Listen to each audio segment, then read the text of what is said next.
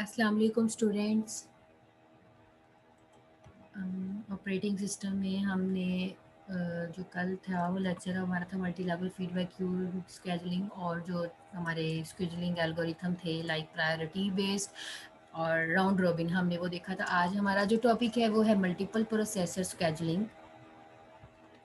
जी, multiple processor scheduling को देखते हैं। मल्टीपल प्रोसेसर के नाम से पता चल गया कि एक नहीं मल्टीपल है, मतलब कि मल्टी प्रोसेसर स्केजुलिंग करनी है यहाँ पे। CPU scheduling becomes more complex when multiple CPUs are available। ठीक है, देखिए अभी सिंगल प्रोसेसर के लिए इतनी कम्प्लेक्सिटी है, तो अगर मल्टीपल आपके प्रोसेसर्स होंगे तो CPU उसकी स्केजुलिंग कैसे परफॉर्म करेगा। सो ये टफ काम है। It is now possible for more than one job to run on machine at any one time। ठीक है, जब हम मल्टीपल CPU की बात करते हैं, मल्टीपल प्रोसेसर CPU का ही दूसरा नाम है, तो वहाँ पे हम एक CPU के ऊपर बाउंड नहीं है, हम मोर देन प्रोसेसर के ऊपर अपना काम जो है वो रन कर सकते हैं at a time. Parallel communication की जा सकती है। The number of running job is equal to the number of processor. ठीक है, आप देखें 5 मेरे पास जॉब्स हैं, मतलब 5 मेरे पास प्रोसेस है करने को, और 5 ही प्रोसेसर हैं, तो मेरा काम जो है वो ज़्यादा एफिशिएंट हो गया। लेकिन उसकी जो स्केजलिंग है, देखिए फिर एक सीपीयू की स्केजलिंग को अगर ये डिफरेंट मेथड्स लगाए हैं, तो फिर हर एक प्रोसेसर की स्केजलिंग को डिफरेंट मेथड जो है वो अप्लाई करने पड़ेंगे। An important issue is the access of to resources. So इसके अंदर जो इशू है वो है एक्सेस करना, जो भी रिसोर्सेज है इसके अंदर यूज हो रहे। Suppose only processor A has access to the content device. Let suppose करें सर्टेन डिवाइस है आपकी प्रिंटर, ठीक है। अब प्रोसेसर के ए के पास है वो डिवाइस, तो other can not access that device.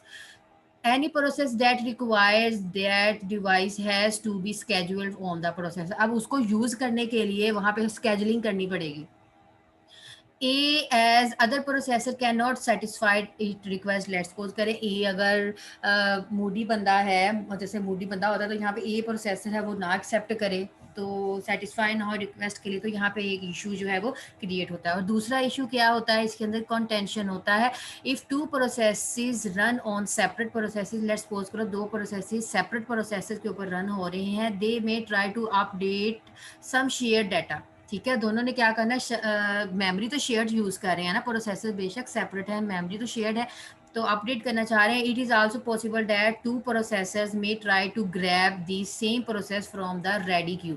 सो वो एट अ टाइम जो है वो दोनों ही एक ही शेयर डाटा को ग्रैब करने की कोशिश कर रहे हैं, तो this is the contention issue. Some system assign one master processor do all the scheduling work। so ये इस प्रॉब्लम को ओवरकम किया जा सकता है कि यहाँ पे मास्टर प्रोसेसर है वो बाकी स्लेव को हैंडल कर लेगा। ठीक है, the master processor hand out the work to the slave processor who actually do the work. This ensures that there is only one processor responsible for the scheduling work. ठीक है, master scheduler ने जो आपका master processor है उसने slave processor को काम दे देना है, फिर उसी की बेस पे वो काम करेगा।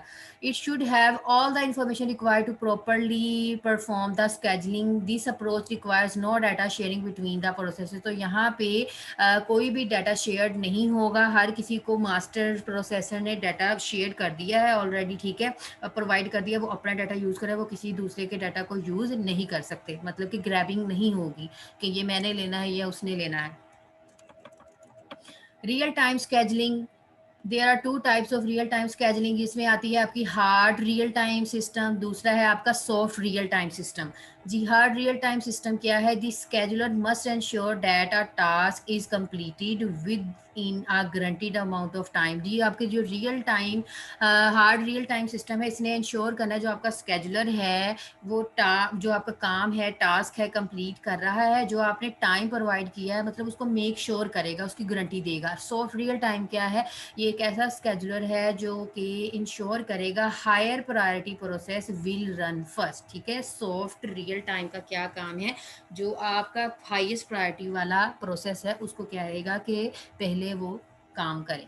There is no guarantee that the process will finish within the specified time limit। the only guarantee is that the process will finish as soon as possible।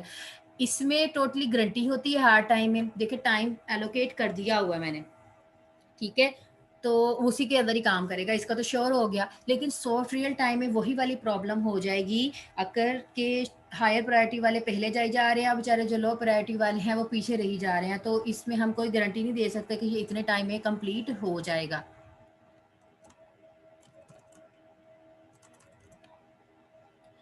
Algorithm evaluation. There are a number of scheduling algorithm and strategies. The choice of algorithm depends heavily on the most important criteria. Once an algorithm is selected, अगर एक algorithm select किया है, it should evaluate it, ठीक है, उसको evaluate किया जाएगा, उसको measure किया जाएगा, उसको देखा जाएगा, उसको परखा जाएगा. Here are some ways to evaluate an algorithm. यहाँ पे algorithm को evaluation करने के methods हैं, जिसमें है आपका डिटर्मिनिस्टिक मॉडलिंग। ये क्या करता है, it takes a particular predetermined workload. इसमें क्या होता है, एक पार्टिकुलर प्री डिटरमाइंड पहले से बना हुआ वर्कलोड उठा लेता है जो कि आपके प्रोसेसेस ने सेट किया होता है, एंड डिफाइंस दी परफॉर्मेंस, ठीक है, और क्या करेगा, परफॉर्मेंस को डिफाइन करेगा of the algorithm dependent on that workload. This form of valuation is simple and can be done quickly, because already होता है ना, प्री डिफाइंड होता है, इसमें बना हुआ है, ऑलरेडी प्रोसेस सेट हुए हुए हैं।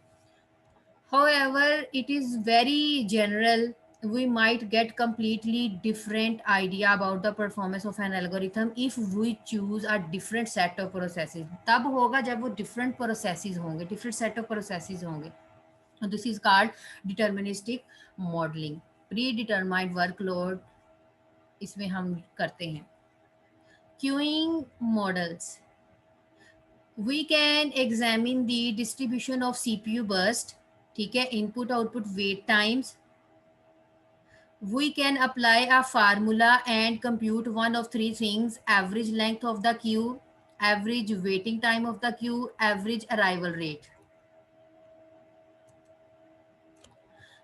और ये देखिए, this approach does have some limitations. For example, the results may not be very exact as they rely on the approximation of the actual system. यहाँ पे आती है आपकी सिमुलेशन है, इम्प्लीमेंटेशन है.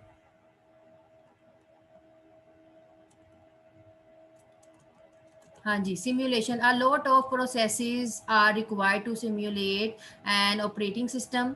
The processes should mimic those of typical user and the operating system itself. That can be difficult. The simulation may take a long time to complete. ठीक है, simulation जो है वो time जो है वो ज़्यादा लेगी, require करेगी. For more accurate result, it may be necessary to use process information from a real system. जो आपकी सिमुलेशन मेथड है, लॉन्ग टाइम लेगा कंप्लीट करने में, ठीक है, तो इट्स सेल्फ ये डिफिकल्ट होता है. इम्प्लीमेंटेशन क्या है, इम्प्लीमेंटेशन में the only real way to test an operating system is to write the code and run it. ठीक है, इम्प्लीमेंटेशन में हमने कोड लिखा, उसको हम रन कर देते हैं. However this approach is very expensive, तो ये ज़्यादा एक्सपेंसिव है. सिम्युलेशन में तो ये है ना, लॉट ऑफ प्रोसेसेस रिक्वायर्ड होंगे, सिम्युलेट कर लेंगे ऑपरेटिंग सिस्टम में, ठीक है, इस सेंस में ये डिफिकल्ट होता है. The process should mimic those typical users and the operating system itself. That can be difficult, इस सेंस में ये डिफिकल्ट होगा, और क्योंकि ये लॉन्ग टाइम रिक्वायर्ड होता है. लेकिन इम्प्लीमेंटेशन में हम कोड लिख रहे हैं और रन कर रहे हैं, इम्प्लीमेंटेशन करी जा रहे हैं, तो ये एक्सपेंसिव मेथड है. सिम्युलेशन आपका real time system information provide कर रहा है, जो भी आप प्रोसेसेस यूज कर रहे हैं उसकी. ओके, ये तो हमारा चैप्टर कंप्लीट हो गया. अब नेक्स्ट चैप्टर की तरफ मूव करते हैं जहाँ से हमने अपना छोड़ा था.